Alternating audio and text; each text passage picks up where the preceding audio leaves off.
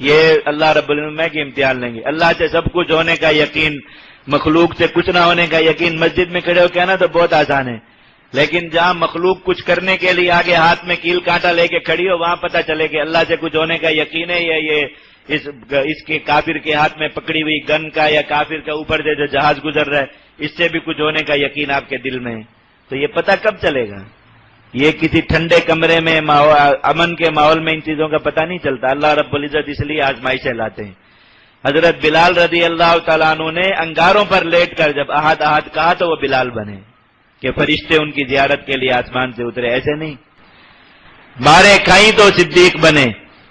ساری دنیا اس وقت میں نظر آ رہا ہے کہ جو بھی میرے دوست کا کلمہ پڑھے گا مار کھائے گا، بغیر سوچے سمجھے کہا کہ میں اپنے دوست کے ساتھ ہوں.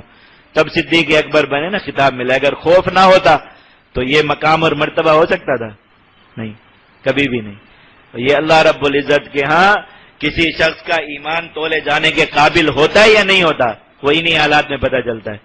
آپ جو ہے وہ زبان سے اللہ رب العزت کی ساری صفات کو ماننے کا ہر شخص انکار کرتا ہے. آمنت باللہ کما ہوا، میں اللہ کو ویسے ہی مانتا ہوں جیسے اللہ ہے. تو ثابت کر کے دکھائے نا. اگر آپ اللہ کو ویسا ہی مانتے جیسے اللہ ہے تو آپ امریکہ سے کیوں ڈرتے ہیں؟ اگر آپ اللہ کو ویسا ہی مانتے جیسے اللہ ہے تو ہندوستان کے خوف سے آپ کی چیخیں کیوں نکل رہی ہیں؟ آپ اللہ کو ویسا ہی مانتے ہیں جیسا اللہ ہے کہ اللہ سے ہی سب کچھ ہوتا ہے، اللہ کے علاوہ کوئی کسی کا کوئی نقصان نہیں کر سکتا، کوئی ضرر نہیں پہنچا سکتا. تو آپ کو کافروں کی طاقت کا ہر وقت اتنا خوف کیوں ہو جاتا ہے کہ آپ ایمان کو، ایمان والوں کو، ہر چیز کو بھول کر بس صرف کافروں کی اطاعت اور غلامی کرنے لگ جاتے؟ آپ اگر اللہ تعالیٰ کو ہی سب کچھ سمجھتے ہیں، آپ کو یہ تھوڑی تھوڑی دیر بعد کیسے وہ ہونے لگ جاتا ہے کہ ابھی جہاد کا وقت نہیں ہے؟ کس چیز کا خوف ہے جو ایک مسلمان کو جہاد میں تعویل کرنے پر مجبور کرتا ہے کہ کبھی جہاد کا مطلب یہ نہیں ہے، کبھی جہاد کا وقت نہیں، کبھی فلان؟ کس چیز کا خوف ہے؟ موت کا خوف. اور اگر زندگی موت کا مالک آپ اللہ ہی کو سمجھتے ہیں تو پھر موت کے خوف کا مطلب کیا ہے؟